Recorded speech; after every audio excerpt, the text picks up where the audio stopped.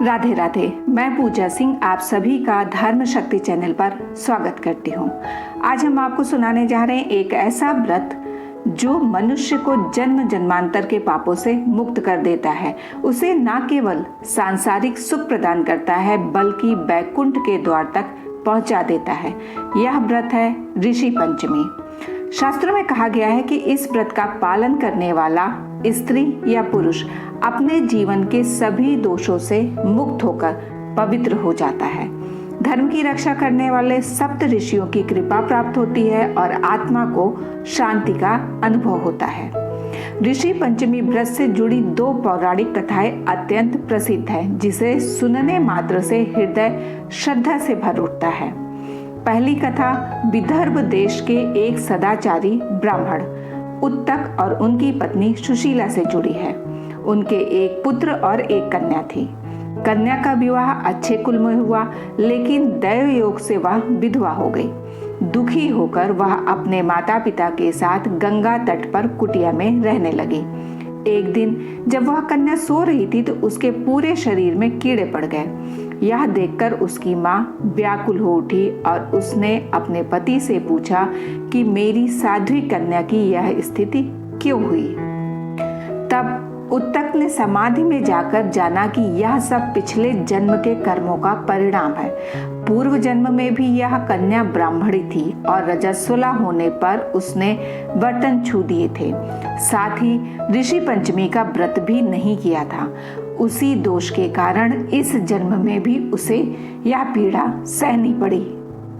तब पिता ने उसे बताया कि यदि वह अब श्रद्धा और विश्वास के साथ ऋषि पंचमी का व्रत करे तो उसके सारे दोष दूर हो जाएंगे और अगले जन्म में उसे अटल सौभाग्य प्राप्त होगा।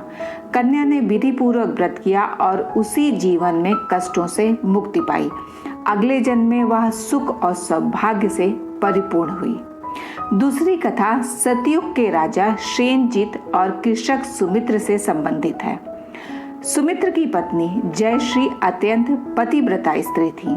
एक बार वर्षा ऋतु में वह रजस्वला होने के बावजूद घर और खेती के कार्यों में लगी रही।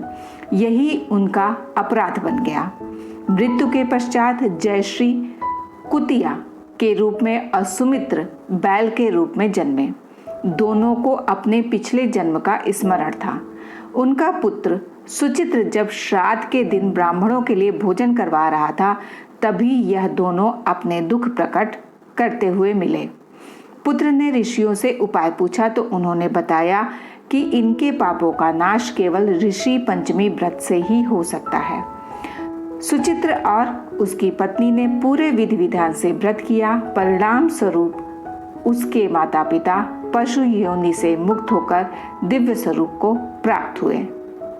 इन कथाओं से ये स्पष्ट होता है कि ऋषि पंचमी केवल एक व्रत नहीं बल्कि आत्मा को शुद्ध करने और जीवन को पवित्र बनाने का साधन है।